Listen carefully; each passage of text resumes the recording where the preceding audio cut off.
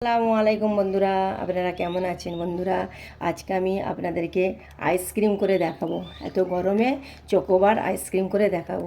দেখুন বন্ধুরা, আমি দুধ নিয়েছি। দুধটা আমি সসপ্যানের মধ্যে ঢেলে দেবো। ঢেলে দিয়ে হালকা আমাকে জাল করে নিতে হবে। জাল করে নেব।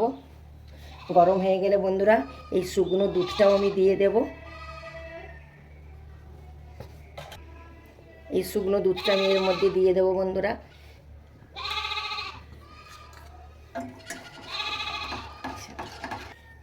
দুধটা আমি দিয়ে দেব। দিয়ে দিলে শুকনো দুধ দিলে এর মধ্যে আরও গাঢ় হবে, আইসক্রিমটা বি টেস্ট হবে খেতে।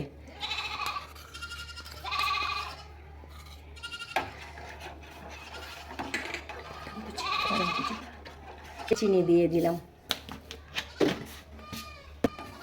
দুধটা মিষ্টি বলে বন্ধুরা আমি সামান্য চিনি দিয়েছি। যে যার মতন স্বাদ মতন খাবেন, আরও যদি বেশি মিষ্টি খান আরও চিনি দেবেন। দুধটা মিষ্টি বলে আমি অল্প করে চিনি দিলাম।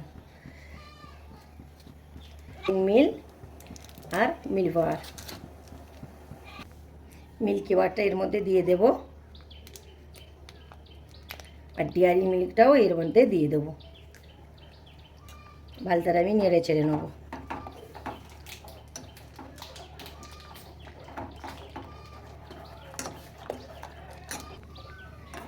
আমার দুধটা জাল দেওয়া হয়ে গেছে, অলরেডি আমার ফুটে গেছে।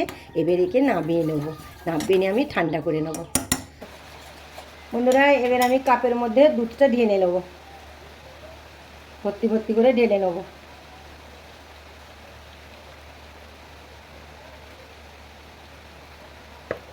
এবার আমি বাদাম কুচিটা এর মধ্যে দিয়ে দেবো আইসক্রিমের কাপের উপর দিয়ে। আইসক্রিমটা যখন অলরেডি রেডি হয়ে যাবে তখন এই বাদাম কুচিগুলো মুখে পড়লে অসাধারণ খেতে লাগবে।